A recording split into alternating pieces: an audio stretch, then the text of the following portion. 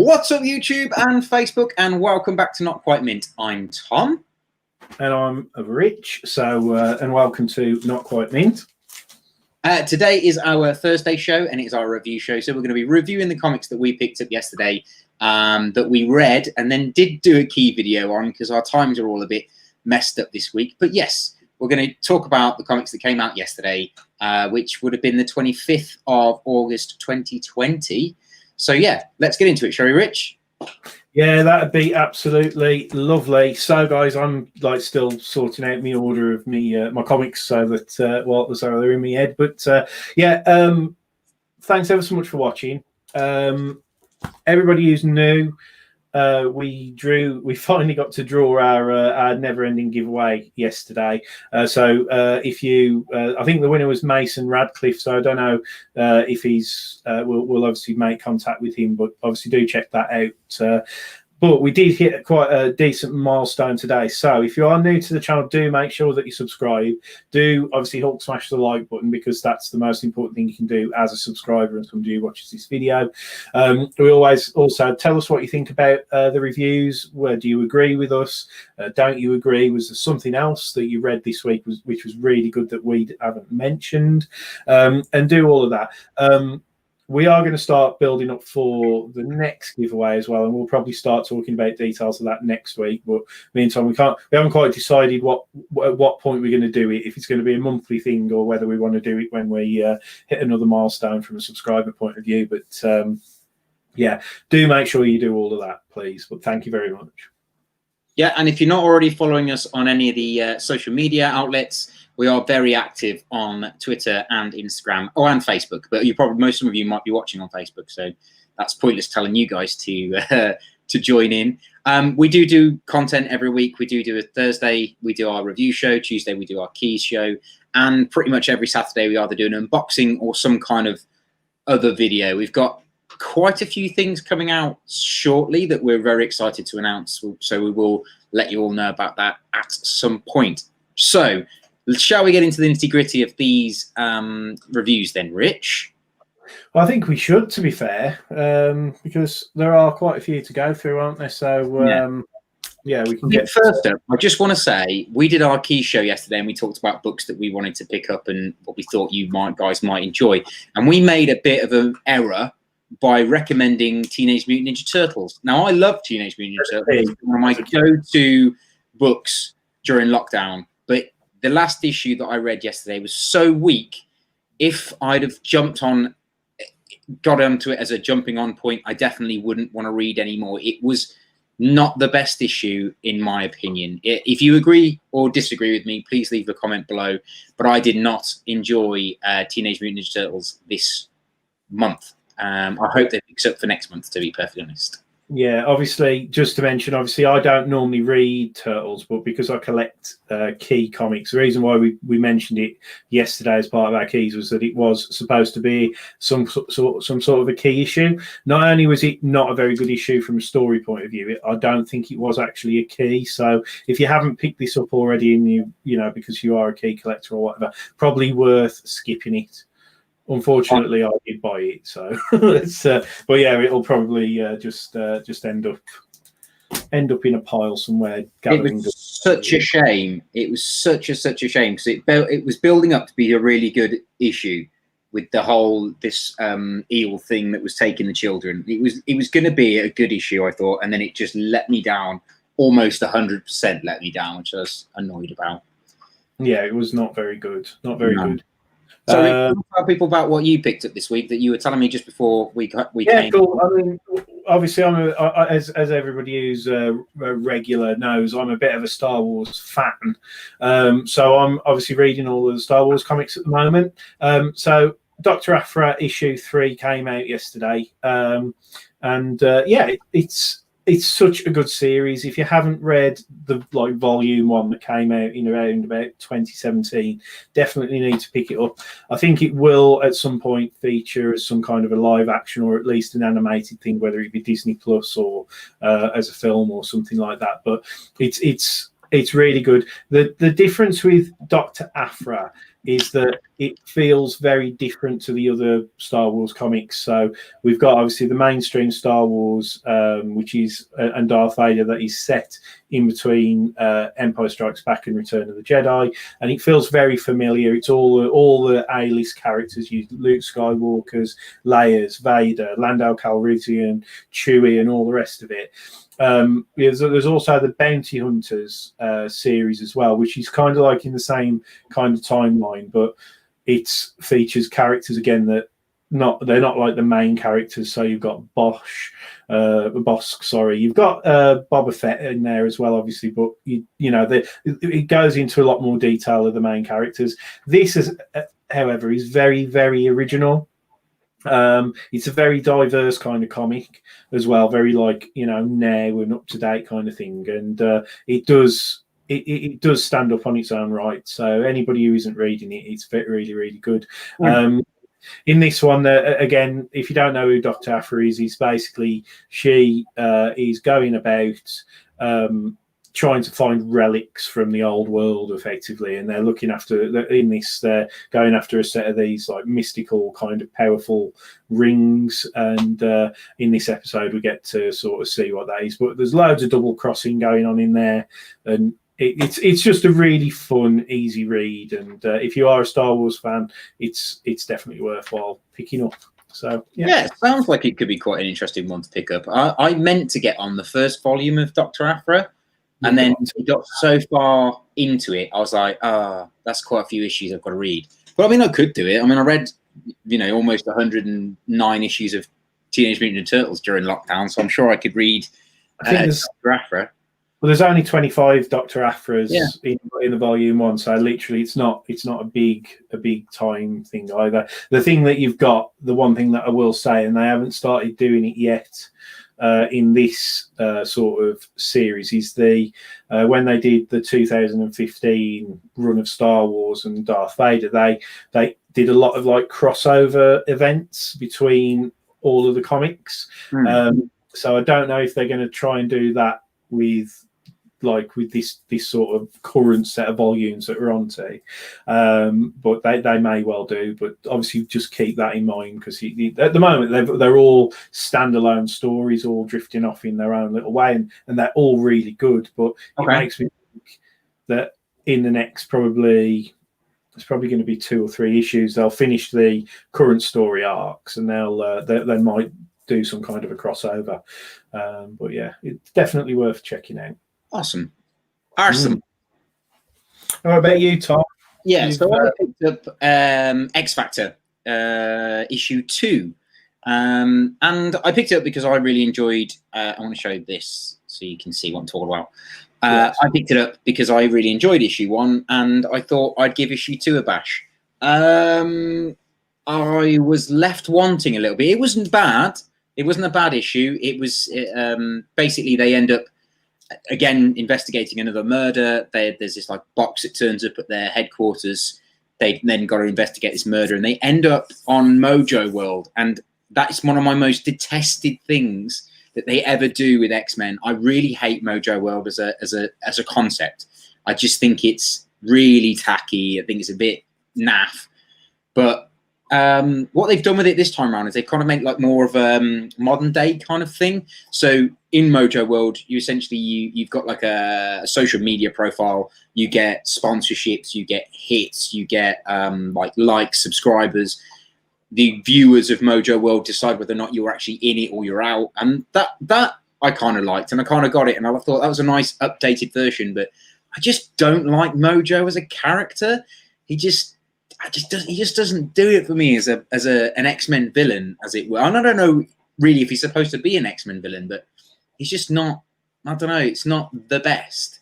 I mean, Leah Williams is a good writer, and done great things. I just don't know if this was the best thing she's ever written. But saying that, it's definitely building up to something more. It's issue 1 was more of a standalone issue to set everything up. Issue 2 is kind of, I think it's going to be like a 2 or 3 parter, so you get to understand, because it doesn't just end at the end with the conclusion. You have to kind of read the next issue to know what's going on. So that was good. But yeah, like I said, I don't really like Mojo World at all. Did you ever see the Mojo World on the animated, or ever read about Mojo World? I mean, I haven't. What my sort of like view of the X-Men. I've never really read any of the comics in great detail, and yeah, I did watch obviously X-Men animated thing back. Like when was that? Like, early 90s. I remember it being on like Going Live or whatever it was on Saturday morning and stuff. But yeah, so I used to watch that. So that's it. And then obviously I've watched every single X-Men film, like pretty much everybody else has. But yeah, so Mojo World as a concept, as a person, I don't know anything about them. So yeah, which is a shame, because I wanted to pick X Factor was one of those ones I wanted to carry on reading. I have got a copy coming to me, but I wasn't able to pick it up from either of the two comic shops that I popped to. So, which seemed weird, but you know, I wasn't able to get it. So, hey ho. I would say get it and read it, but you're not missing anything fantastic that's going to be mind blowing. That's going to be all over the internet that you're going to be really gutted you missed. Yeah, was there, because we did mention it, didn't we, on our keys thing? Was there any hint of a first appearance in there? So the first appearance is the cover first appearance of this unknown mutant that's been murdered. I think that's what it's about, and you're obviously going to find out who she is, and if she gets resurrected, I think that's the case. But there was nobody new that I came across at all. Okay. Magneto's daughter is awesome in it. Polaris, she's amazing. Yeah, she's cool. I liked her. She was probably like one of the standouts from the first, the sort of like the back chat to Magneto. Was she's cool. And the cool thing is we're mentioning obviously Magneto in one of our future books. Oh yes, which is really cool. So yeah, cool. So moving swiftly on. Yes, mate. So she'll get into our top four, where the pace starts picking up. We can be a bit more positive now, can't we? So we've both got it. We've both got the Mighty Morphin Power Rangers issue 53. Obviously, and you can sort of see what goes on in this. We've got the Dark Rangers. Again, whilst I have got my my omnibus hardbacks up here, I haven't actually read them yet. I haven't read them, so I dove in to read this one because again we featured it as one of our keys. I know Tom obviously is well up to date with all of these, and I've got to be honest, having read Turtles this week and then reading this after obviously we read the whole Turtles Power Rangers crossover, I'm fully on board with the Mighty Morphin Power Rangers. I can get on board with that, but I really do struggle with the Turtles, and I was the same with Jennica with the Turtles as well. So this was a breath of fresh air. I enjoyed this. I thought it was exciting. Yeah, without being rude about the Turtles, I do think it's got a little bit weaker since issue 100 when they decided to do what they did with Splinter. I think there's a little bit of weakness in the writing, but I mean it's still good, but it's just not as good. But I would say that Ryan Parrott is doing amazing things with Mighty Morphin Power Rangers. This issue itself is fantastic. There are a few issues before this that would make you jump off, but this is incredible. So good. You've got the the first appearance of, well, there has been Dark Rangers before, but this is like a new version of the Dark Rangers, and you get a great first appearance at the end of the book, which is pretty cool. You get this new Rita Repulsa who's in this. I don't want to spoil for you about what she's about. So that's pretty cool. You get this whole concept about Daken as well. So if you've read Mighty Morphin Power Rangers before, you'll know who Daken is. So Daken is essentially a evil version of Tommy from an alternative universe that's basically corrupted, and he's trying to take over the whole morphing grid and kind of become this all-powerful being, and that was in Shattered Grid. So he makes a return, or has made a return in the last couple of issues. So he's in this, and there's a lot of talk about him, which is pretty cool, and the kind of like what they're thinking of doing with him is pretty cool. So pick this one up for that, and also pick it up because the Rangers are like the design is quality. Like I just think they look wicked, and I also like that Finster in this is pink. He's a pink ranger, but he's gone from being this old, feeble old man to being pretty badass, which is pretty cool. I thought that was a nice take on it, to be fair. Yeah, I enjoyed it. I can't really speak much for that expanded storyline, but for a standalone issue, for the level of interest that I've got, I really did. It delivered on a lot of points, and there, you know, it was one of those, like you say, we talk about jumping in points and stuff like that. I think that this would probably be. It sounds exciting, so I might not be picking the issues up week after week, but I'll be interested to keep tabs with you on what's going on and what you think about it. Oh yeah, definitely. I think Mighty Morphin Power Rangers is probably going to be one I'll review. I might do an omnibus review of the whole because it's coming to an end. This version of Mighty Morphin Power Rangers is coming to an end, and they're going to split them into two.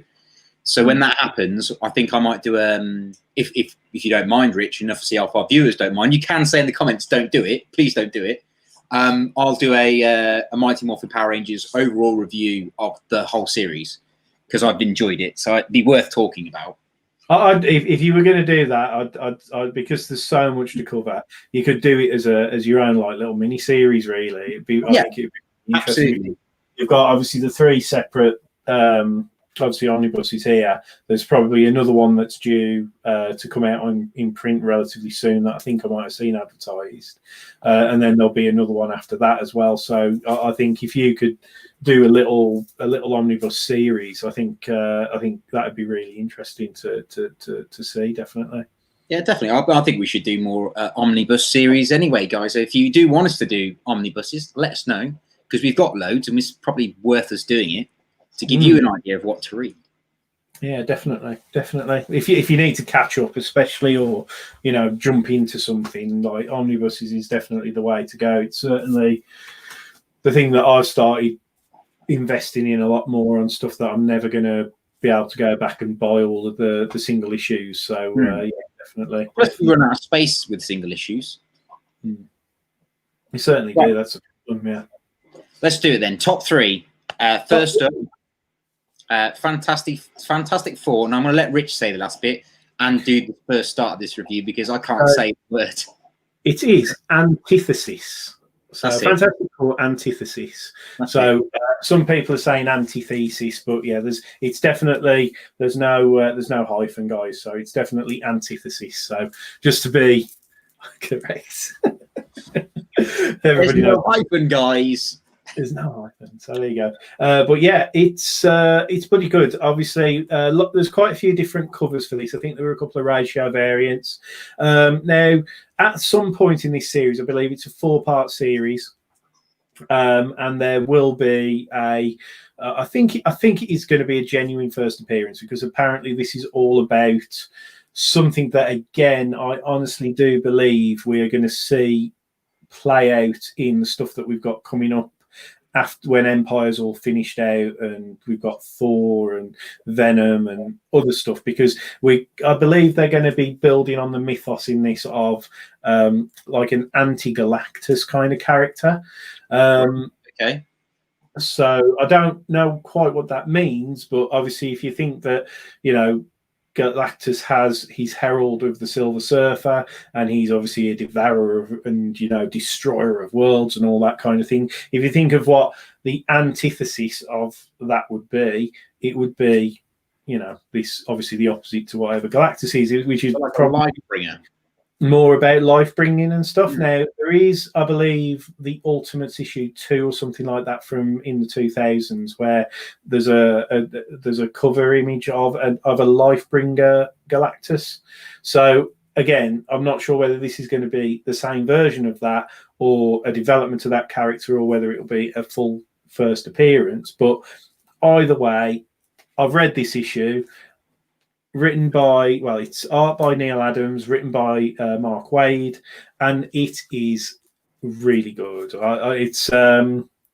It's quite classically written, and it's quite interesting in the sense of, like, in the world of Fantastic Four, this is definitely in the past.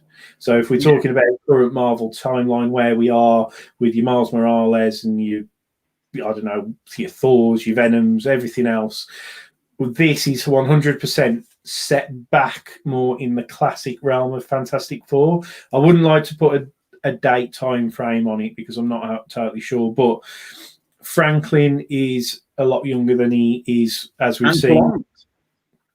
And blonde, yeah, which I think is again a classic kind of thing.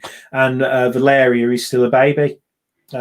So that's something to bear in mind with this. And I don't know how much this is going to play in with things in the future, but the fact of everything that's just happened with the Galactus in Thor, and what we've got building with Null, and it's this very cosmically sort of focused sort of world that's going on in everything that's popular in Marvel at the moment. I can't not think that things that are going to be introduced in this are going to play out with some kind of significance. Obviously, as we come up. Also, isn't it next week we're getting Marvel Zombies Resurrected? Yeah. I'm not sure how that's going to tie in with stuff, but that is next week or the week. Yeah, no, it is next week. I believe it is, and the thing is there's a lot of people were set up because obviously we had the whole thing with what happened to Galactus in the last Thor issue, and then obviously the final sort of splash page within Thor showed this Thanos, and then in the background it did look like there were a lot of zombified like Marvel heroes.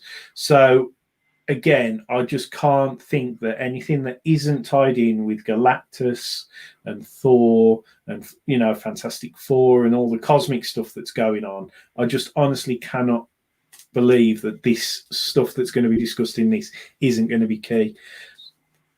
But I really enjoyed it. I thought it was a really easy read. It was the way it was read. I didn't feel like I was left out or left behind. I liked it. It was kind of funny when you had the whole thing with Reed Richards working away, and then Sue Storm shows up to try and coax him into bed and just appears completely naked, which was a bit unexpected. But yeah, it was the only it's really classic writing, though, that sort of thing, isn't it? Kind of that tongue-in-cheek kind of thing. Yeah, the language that they use at certain points was very reminiscent of kind of like late silver, early copper kind of, there was holy smokes type stuff going on. And it was, as I say, very, very classically written, which is what you'd expect from Neil Adams and Mark Waid. I thought the artwork was amazing. Yeah, the artwork is cool. Neil Adams, oh my God, fair play, just stunning. His expressions that he manages to get the thing to express in this is quality. Yeah, and I mean, it's we're not giving away a spoiler really, because obviously it's fairly obvious from the covers that we do get some form of an appearance from the Silver Surfer, and the way that's handled as well had real kind of dramatic, sort of like it really hit you, didn't it? So I thought I can't fault it. What did you think, Tom? Yeah, I really enjoyed it. I think you've pretty much said everything I was going to say, to be fair. I've got nothing really to add apart from I'm wondering, I know it's set in a different time. I'm wondering if it's set in a completely different multiverse. Potentially. And I think the Silver Surfer that's fell on their planet is our Black Silver Surfer from our world. Yeah, because he doesn't look particularly silver, does he? No, and he's got obviously either he's been infected by the zombie plague and he's deteriorating, or his black that he's got from our universe has started to chip away because of what's happened to Galactus. But I mean, we won't find out for a little while, but I am excited to see how this goes because I enjoyed the read. I thought it was one of the better. I mean, it was definitely not hard to put this one in my top 3 for sure. It was very good. I think in my head as well, we know, is it next week we get the final, is it next week or the week after we get the Last Empire, and then sort of we get and the whole Null thing.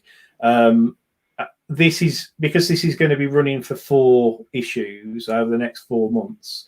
This is going to take us up to that whole key time around King in Black, and everything. So that's where I'm very sort of suspicious that why release this or why even do this if it's not going to lay some kind of foundations for things that we might see in some of the bigger storylines. Yeah, I definitely would agree with you, mate. I think it definitely is some kind of like chipping point, not like, just like here's a little taster of what's coming sort of thing. That's what I think it is, anyway. Yeah, definitely. I'm excited there, definitely. So I recommend people jumping on that Antitheses. Antitheses. Yeah, I can't say it. No chance. I butcher half the people's names that I talk about with the writing and arting, so I can't do that one as well. Oh no. Anyway, but yeah, definitely check it out, guys. Right. So this one wasn't one of our keys that we spoke about yesterday. However, this almost was my pick of the week because it is insane. We're talking Xmen issue. I think it's issue 11. I want to say it's issue 11. Yeah. So Jonathan Hickman is doing fantastic things with Xmen. It's just incredible. And Francis Yu's artwork has always been amazing. And it really lends itself to this particular issue because of what goes on in it. And if you're a Magneto fan, go out, buy it. It's incredible. Job done. It was so good. And in my opinion, we'll see what Rich thinks in a second, but I think this is the best way they told Empire since Empire started. How they invaded, how ruthless they are. How do you say Katati? Yeah. How ruthless they are, how they're not taking any kind of prisoners. But then you also get this thing about the X-Men being these standalone, kind of separated from the whole Earth, as it were, on their own, on Krakoa. They invade, and then they have to stand up for themselves. And it's amazing what they do and how they go about it. And the fact that like Jonathan Hickman writes in these things that essentially the X-Men or like the House of X, Dawn of X kind of universe, they're kind of rewriting their own Marvel kind of history and legacy, if you like. So they on their island, they're training, they're socializing, they're kind of their own sustainable unit, which I think is amazing. And then this Katati just come in and try and take over. And I just think this book was the best part of Empire so far. And Jonathan Hickman told a much better story than 5 rubbish issues we've had of Empire. I thought this one was so much better. What did you think, Rich? Yeah, definitely. I mean, it's one of those really difficult ones, isn't it? Because this is written by, as you say, Jonathan Hickman. The main sort of 6-parter is Al Ewing, who's normally known for really good stuff with obviously like Immortal Hulk and stuff like that. Although, wasn't it Al Ewing who was also doing Iron Man 2020, which we didn't like? Yes, I think it was. However, I do believe that, I mean, I like Dan Slott. I thought he did a great run on Spider-Man, but I do think he has got some involvement in Empire and had involvement in Iron Man 2020. Yeah, so I think it's conflicting writing. Yeah, but anyway, the whole stuff with Empire has been really, really a bit off. Again, I was explaining to Tom actually because like I tried to get into X-Men around like Dawn of X and Powers of 10 or whatever it was, bought them all and then never actually read them because I was reading other things. And then because of that, whilst I've got like the first, I think 5 or 6 issues of this X-Men run, I haven't read them because I hadn't like laid the foundation. So I dropped X-Men off my sub list. But because we're getting ready for, as you can see in the bottom corner, the X of Swords event, which is absolutely epic from what I can see, that's going to start relatively soon, isn't it? Again, that's in the next couple of weeks, I think. Yes, mid-September, because I think the spin-off issue, or the one that lays the foundation for it, is issue 12, which is the next one along. That's right, yeah. So it's like in the next month we're going to be into this X of Swords, and I'm really excited about that. So I'm going to use that as my, because I have kind of got my head around the whole Dawn of X thing and everything, because I've read other issues around the outside and obviously talking to Tom and everything. So I'm going to use this X of Swords as a proper like jumping in point to get into X-Men, and I'm going to go back and read Dawn of X, and you're going to lend me the trade and I am, yeah. to dig out my single issues. But yeah, I'm looking forward to it. If the writing is as good as this, and to be fair, we've reviewed a couple of single X-Men issues that I've always really enjoyed as well. So I'm excited. I'm hyped for X of Swords a hell of a lot more than I was for Empire. And as Tom says, this story, I think you could read this issue and as an X-Men fan, and you'd pretty much get everything that you'd need to know about what was been going on in the 5 issues of Empire. The brutality that I think the X-Men, the mutants, Magneto is prepared to go to. I know Magneto's not a subtle character anyway, but honestly, he does not. Well, he literally doesn't take any prisoners, does he? But yeah, like you were saying, I like that whole dynamic that they're building in with Krakoa, where we've got that whole like forming of society and everything. If you got as Rags showed,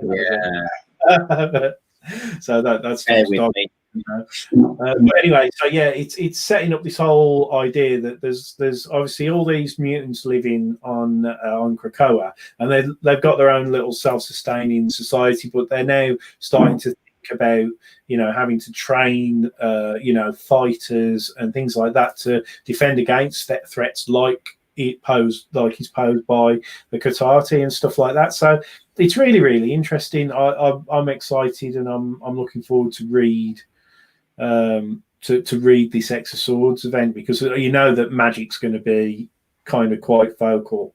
And every single X title, so Wolverine, X Factor, X Force, Excalibur, Marauders, they're all going to be tying in with this X of Swords storyline. And I have, Tommy will be happy to hear this, I've subscribed to all of them as well, so nice. I will be getting, so I will be able to read them.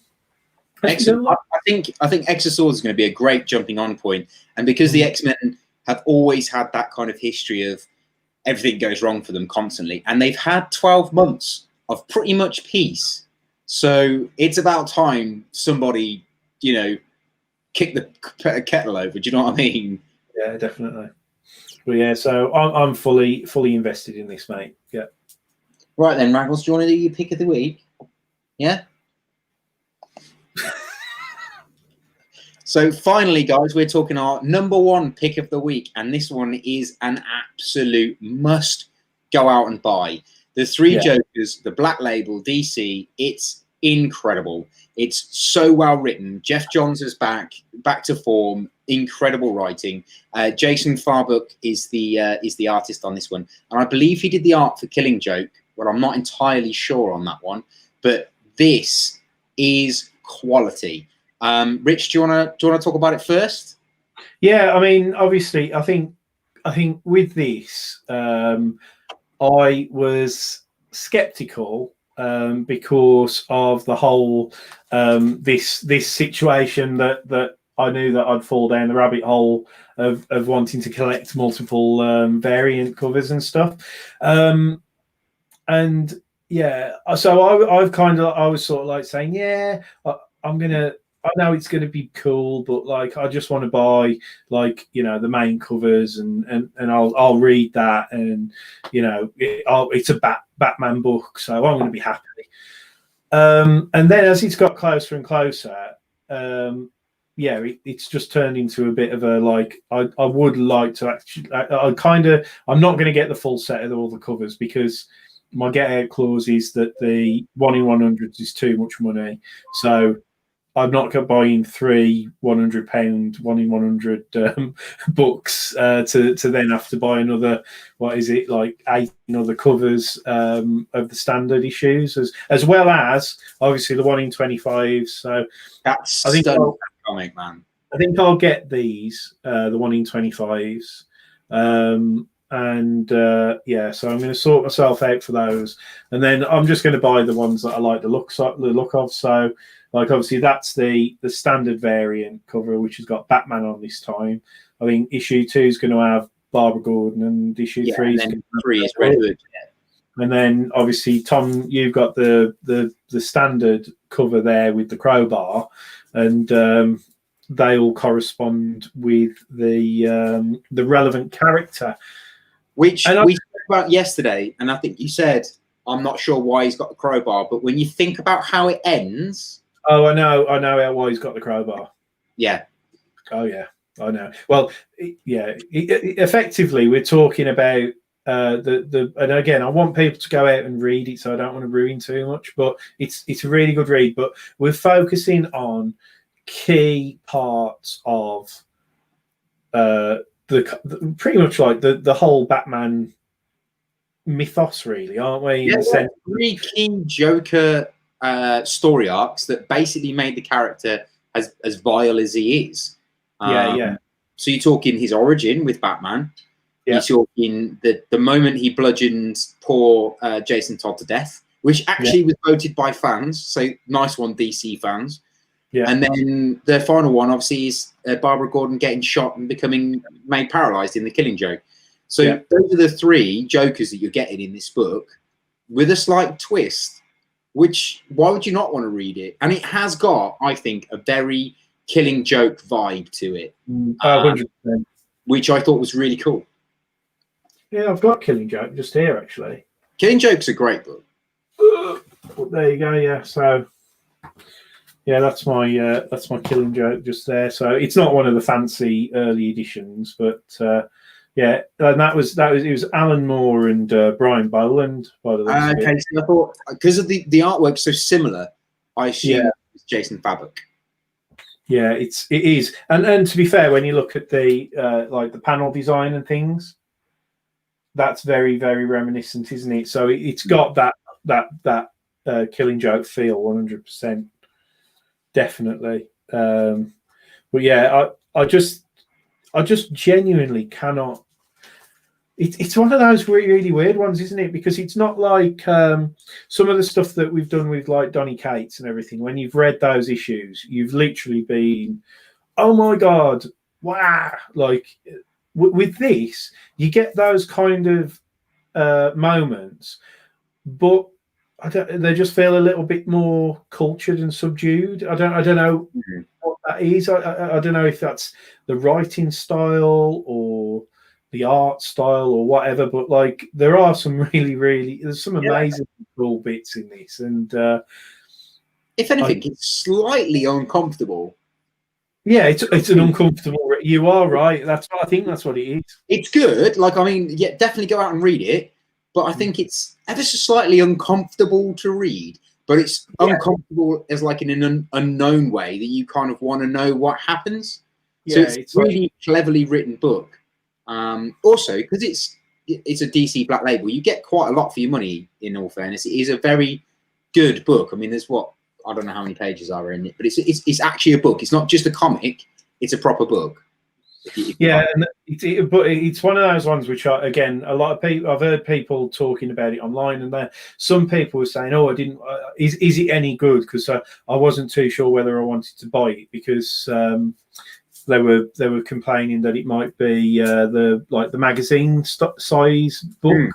But it's actually not, because obviously Batman Damned, because people have likened this to The Killing Joke and Batman Damned because it's a Black Label. But I can confirm it is obviously standard comic book size. So, you know, I hadn't even noticed it was standard comic book size, because obviously I just assumed. Yeah.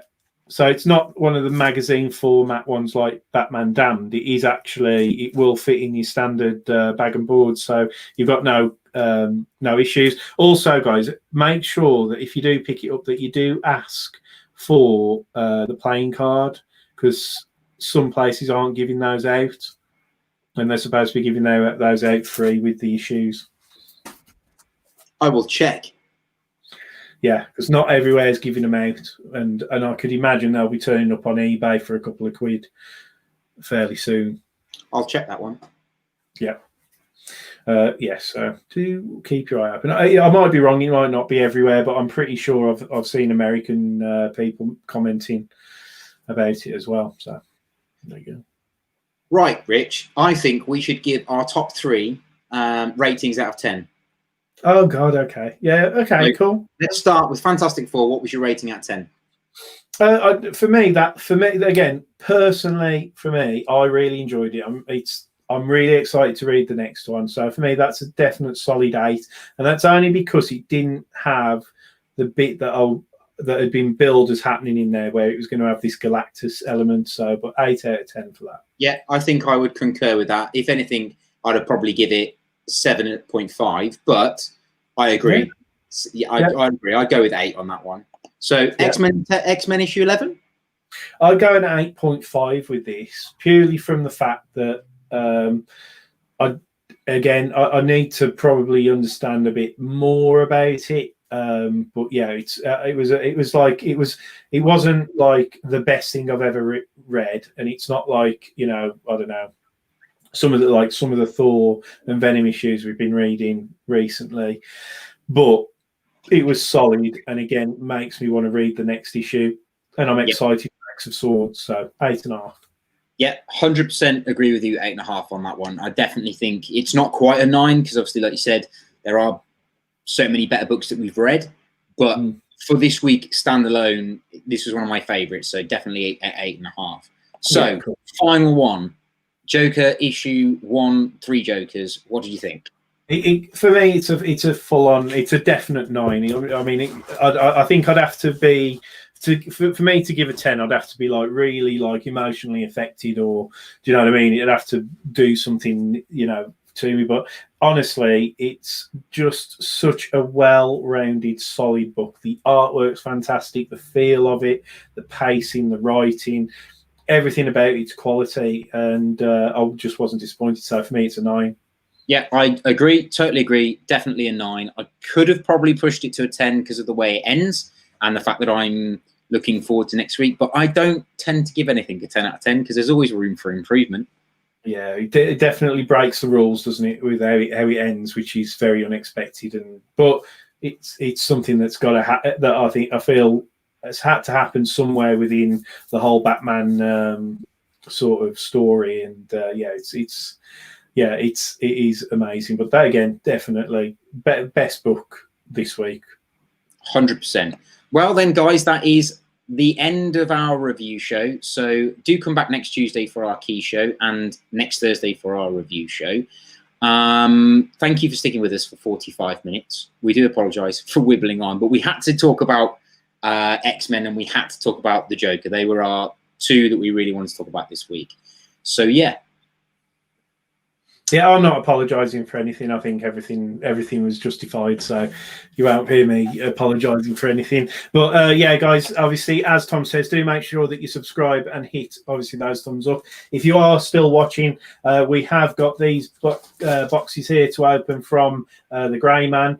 So that video will be up over the weekend for one of our unboxing videos. So again, do make sure you subscribe. Hit the little dingly bell thing as well, and then you'll know that we're going live or releasing a video as well. So from me, I'm just going to tell you to take care till next time. And I'm going to say stay safe, look after each other, read loads of comics, and